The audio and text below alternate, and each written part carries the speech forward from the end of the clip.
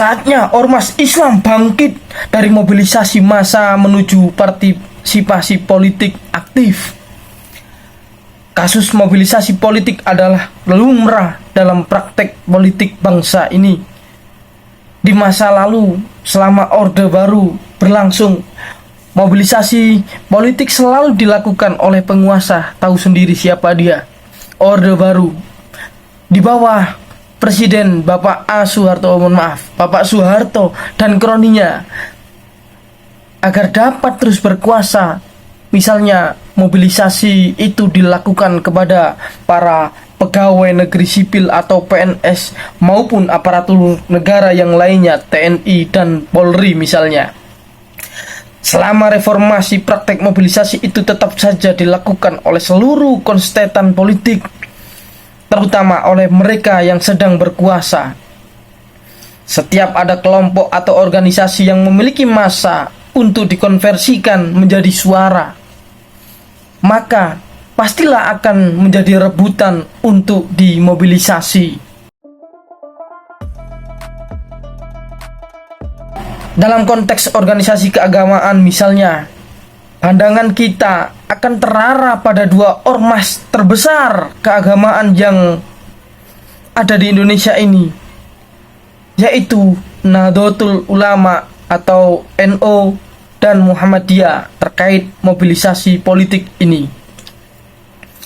Kedua ormas Islam itu memiliki sejarah panjang dalam mobilisasi politik yang strategis. Meskipun bukan partai politik, peran keduanya dalam politik Indonesia sangat signifikan. Bener nggak sih? Ya, kita serbu dulu kopinya ya.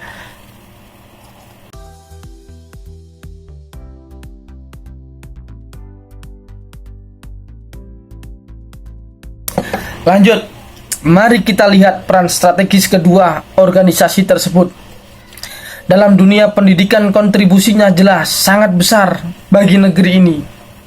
Ratusan ribu pesantren milik Nahdlatul Ulama serta sekolah dan perguruan tinggi Muhammadiyah di negeri ini adalah tanda bahwa mereka punya dedikasi dalam membangun negeri ini. Presiden Jokowi tiba di lokasi pembukaan Muktamar Muhammadiyah di Stadion Manahan Solo. Keduanya adalah dua sayap Garuda Indonesia yang seharusnya dapat terbang secara bersama-sama mengikuti prinsip pesawat modern atau aeronautika. Ya, pesawat modern. Pendidikan yang berjalan ratusan tahun itu jelas memberi arah pandu dalam melihat politik bangsa kita.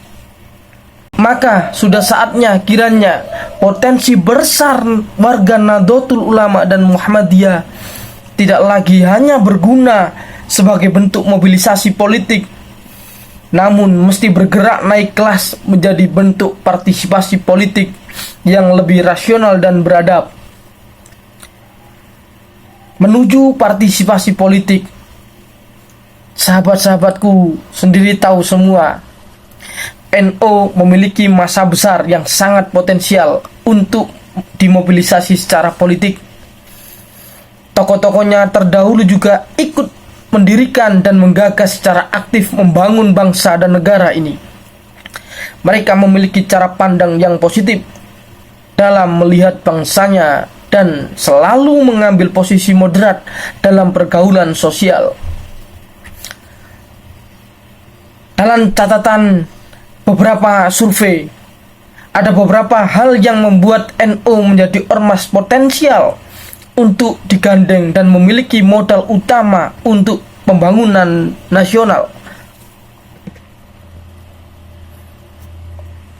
Ormas Islam terbesar di Indonesia yang didirikan oleh Hadratus Syekh Kiai Haji Hasyim Asy'ari ini terbukti mampu mengusung nilai-nilai Islam yang sangat moderat, mengedepankan toleransi dan kerukunan antar umat beragama.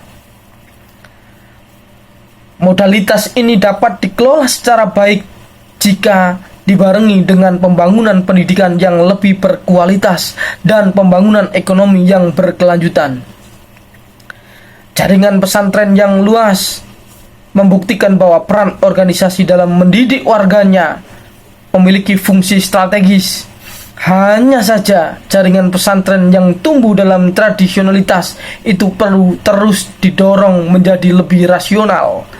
Sebab saya meyakini bahwa kemajuan itu tidak hanya tumbuh di atas modernitas, namun juga dapat lebih kokoh jika ditumbuhkan di atas bangunan tradisionalitas. Artinya harus ada penggabungan antara modernitas dan juga tradisionalitas.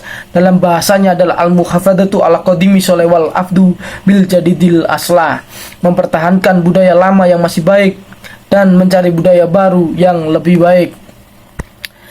Jika ini berhasil, maka NU akan menjadi kekuatan raksasa yang masanya tidak hanya dimobilisasi, namun akan bergerak positif menjadi bentuk partisipasi dalam pembangunan bangsa dan negara.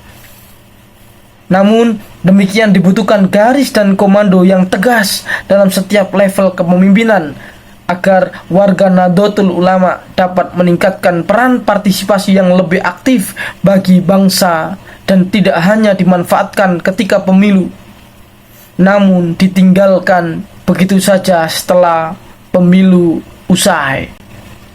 NU terlibat aktif dalam berbagai kegiatan sosial dan juga kemanusiaan seperti kesehatan, pendidikan, dan pemberdayaan ekonomi. Namun demikian, untuk mencapai posisi partisipasi yang lebih berkualitas, organisasi harus lebih progresif dalam mendorong lembaga pendidikan tinggi yang telah dirintis secara baik di masa kepemimpinan Kiai Haji Abdurrahman Wahid Ad-Dakhil atau Gus Dur, dan selanjutnya dikonkretkan oleh Kiai Haji Said Akil Sirot, yakni pendiri Universitas Nahdlatul Ulama atau UNU.